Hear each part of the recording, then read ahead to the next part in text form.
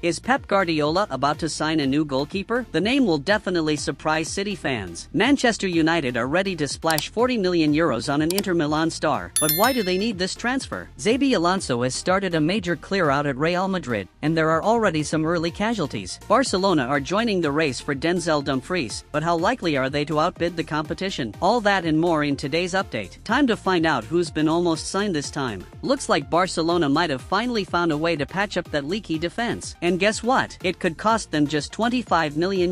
Yep, peanuts. While everyone's losing their minds over Nico Williams, Barca's got a much more urgent issue on their hands. Jules Koundé copyright. The lad played 53 matches last season. 53, I'm telling you, he practically lived at the stadium. And where did that get them? Right, pulled hamstring at the worst possible moment. And the worst part, no real backup. Zilch. Enter Denzel Dumfries, the Dutch bulldozer from Inter. He's 29 in his prime and last season, 11 goals, 6 assists. Let that sink in. He's a defender. 11 plus 6 from the flanks. Some strikers dream of those numbers. And Hansi Flick? Oh, he's seen this lad in the Champions League. He's obsessed. Loves the power, the speed, that raw physical force down the right. He wants someone who can bulldoze opponents. And Dumfries? He's the perfect fit. Now here's the best bit, but I'm not joking. Fabrizio Romano confirmed it. He's got a release clause. €25 million.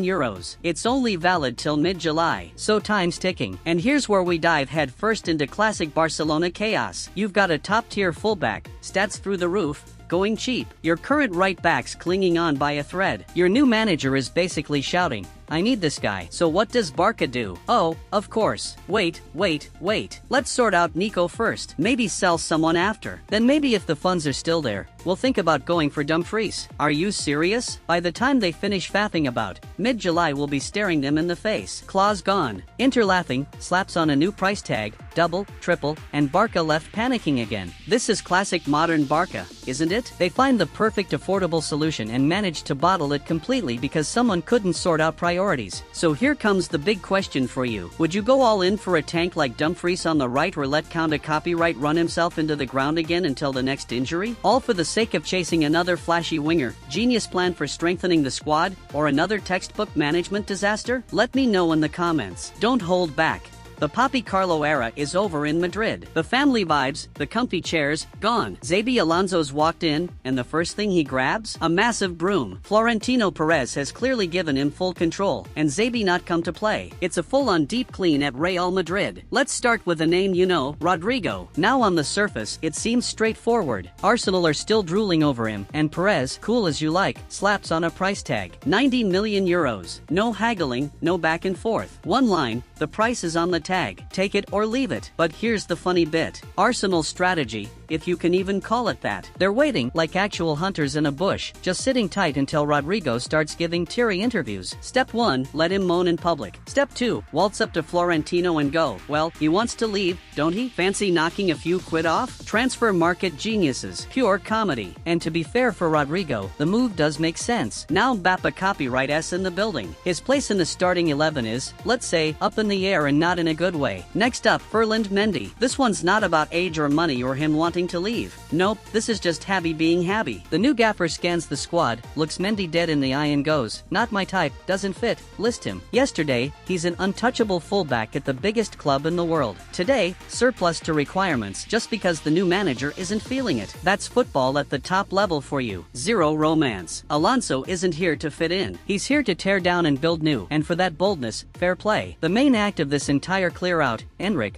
the boy was sold to us as the second coming of Ronaldo, and now he hasn't even touched the Bernabeu grass properly, and already we're hearing whispers of him being shipped off to Juventus. Yep, Juve have apparently made a proper offer. And here comes the tragic comedy bit, the reason behind it. The lad himself has personally voiced concern that he might miss the 2026 World Cup due to lack of game time. His words, I often think about it. I'm scared I won't go to the World Cup. Mate, seriously, what did you expect? Signing for a club where the front line is Mbappe copyright, Vini Jr. and Rodrigo, that they just step aside and say, come on in, young fella, warm yourself by the fire. And then you've got Alonso coming in with his vision. Turns out he doesn't want another flicky, flary dribbler up front. No, he wants a seasoned striker, a big lad who can win headers, a plan B kind of guy like Churchello with cheat codes, and Endrick standing there with his 173 centimeters. Bless him, that's the opposite of what. Let's be real. This potential move to Juventus, it's not a failure. It might be his only sensible option to save his top-level career. Juve are rebuilding. They give him actual time, maybe even make him a focal point. Stay at Madrid. He's looking at bench duty coming on in 80th minute blowouts, and that's if he's lucky. So here's my question to you. Everything happening at Real Madrid right now, is it ruthless genius from a club building an unstoppable machine, or is it the cold conveyor belt of modern football snapping up talents like Pokemon and bidding the ones that don't fit like last season's boots? And specifically with Endrick, is he just another victim of the system, or did he walk into this mess with his eyes wide shut? If you thought things were quieting down after the Cunha signing and the almost done deal from Bomo, you were dead wrong. Manchester United have just crashed the party, 2 feet first, in the race for Hakan Al-Hanoalu. And no, this isn't just chatter, it's a concrete offer slapped right on Inter's desk. There's a proper queue forming for the Turk. You know, you've got a plucky Fulham, his beloved Galatasaray, and of course the lads from Saudi Arabia with their bottomless pockets. Inter, knowing full well they've got a player in high demand with a contract until 2027, have set a firm price tag. 40 million euros, not a penny less. For Galatasaray, which is supposedly the player's preferred destination, that's a nearly impossible sum, and just at that moment while everyone else is scratching their heads, in strolls Manchester United. Like a king, they've put their offer on the table and are just watching to see who dares to challenge it. But now for the most interesting part. Why on earth do they need him? The answer, it seems, is locked inside the mind of Ruben Amorim. The gaffer is building his team around his favorite 3-4-3 formation, and he needs a brain in the center of the park, not just another runner. He wants a man who can dictate the tempo and spray intelligent passes from deep. For that role, Calhanoglu is, on paper, the perfect candidate. Think about it. What's been Bruno Fernandes' main problem? He's forced to do absolutely everything. Tackle, carry the ball, create, and finish. He's been a one-man band. Amorim wants to put an end to that. The plan is this. Calhanoglu sits deeper, becoming that quarterback, controlling the rhythm and slicing open parked buses with his passing. His positional discipline and vision would liberate Bruno. The Portuguese Magnifico could finally stop playing with his back to goal and focus on what he does best, creating magic in the final third, arriving late in the box, and smashing shots into the net. It's a potentially lethal combination. Hakan is the cool calculating brain, Bruno is the instinct. But, and it is a massive but, firstly, the player is 31. Shelling out 40 million for a veteran is always a risk. Secondly, and this is the main event, he's coming to the Premier League. Serie A is a tactical chess tournament. The Premier League is a 95-minute rugby match. There's no time to lift your head and think, you just get clattered. Can Calhanoglu, who's accustomed to a different rhythm, adapt to this meat grinder? His intelligence and vision are world-class, but does he have the physicality to avoid being completely burnt out by December? So on one hand, we see a clear tactical plan from Amorim to build a balanced midfield. On the other, it's United taking another gamble, chucking a load of money at an aging player from a different league. Could Calhanoglu become United's very own Pirlo?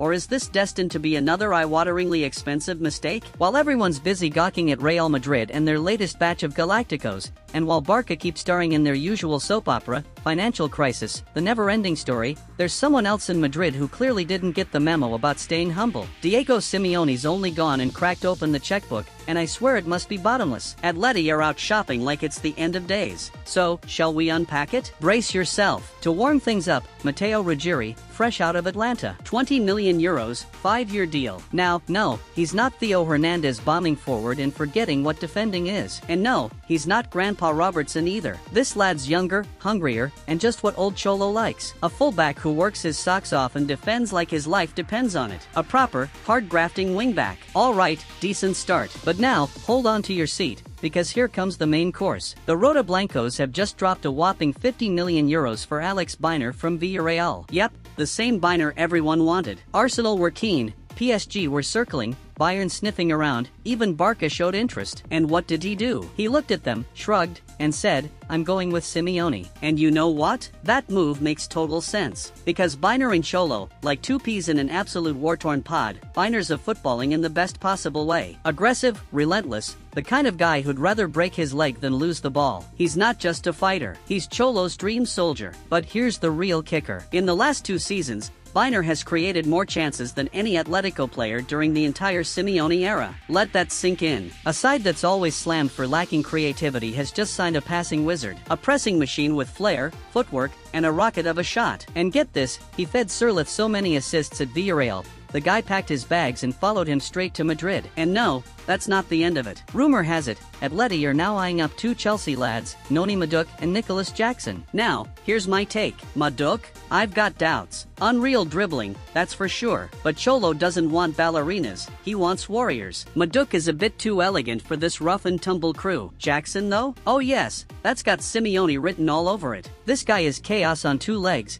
collecting red cards like it's a hobby. Have you seen some of his scraps? That's exactly what Atleti thrive on. Cholo's probably rubbing his hands already, just thinking about the damage they can cause together. So tell me, what do you reckon about this new look, Atletico? With Biner already in, and Jackson possibly on the way, are they genuinely ready to knock Real and Barca off their perch? Or will Biner's fiery personality end up blowing the whole dressing room sky high? The captain of Barcelona, the man who literally dragged them through their darkest times, Marc-Andre ter Stegen, is being actively pushed out the door. And guess who's standing first in the queue with a fat checkbook and a sly grin? Pep Guardiola and his Manchester City. Okay, let's break this down. First, the crisis in Manchester. The 2024-25 season for City was, let's be honest, a catastrophe. 0 trophies. And one of the key reasons clear for everyone to see was Ederson's form. The Brazilian, who was always a byword for reliability and brilliance with his feet, suddenly started having absolute shockers. His mistakes stopped being random and became a system that cost the team the title. For Guardiola, whose entire philosophy is built on his goalkeeper starting attacks with ice-cold composure, this has been driving him mad. Now, at the very same time, there's a whole other soap opera playing out in Catalonia. It seems Hansi Flick has his own vision. He apparently doesn't see a 33-year-old ter Stegen, who only returned from a horrendous knee injury in May, as his undisputed number 1. What's more, the club has already signed Joan Garcia as the future first-choice keeper and Wojciech Saksa SNY as his backup. They've already assembled a brand new goalkeeping unit, while their captain hasn't even had a chance to get properly match fit. For City and Pep, this is the jackpot. They have a massive problem in a crucial position. And then, out of nowhere, comes the chance to sign one of the best keepers in the world, one who fits their footballing philosophy to a T. This isn't just a transfer, it's a direct solution to the problem that cost them silverware. They get a top player who can do everything Pep needs, and who will be unbelievably motivated to prove that Barcelona made a monumental error. But for Barcelona, from a business perspective, yes, it's logical. You get one of the most gigantic contracts off the wage bill, and plug some holes in the budget. But from a footballing and a human perspective, this is cynicism of the highest order. Ter Stegen isn't just some player, he is the leader, the captain, the symbol of an era. And to show him the door like this, right after a major injury, it reveals just how desperate their situation really is. They're cutting into living flesh, amputating a healthy part of the team to save the whole organism from financial gangrene. And just imagine being Marc-Andre. You return from injury hell, and you discover the club has already found your replacement and is ready to sell you. And then your phone rings, it's Guardiola, and he says, I need you. You will be a key part of my project. The choice seems pretty obvious, doesn't it? So here's the debate. On Barcelona's side, is this cold-blooded genius management to save the club? Or is it the most shocking betrayal of a captain in modern history? And for City, is this really the transfer that guarantees their return to the throne? And most importantly, what would you do in ter Stegen's position? Would you stay and fight where you've essentially been written off? Or would you leave for a manager who truly believes in you? Go on, I'm waiting for your detailed opinions in the comments. There is seriously a lot to discuss here.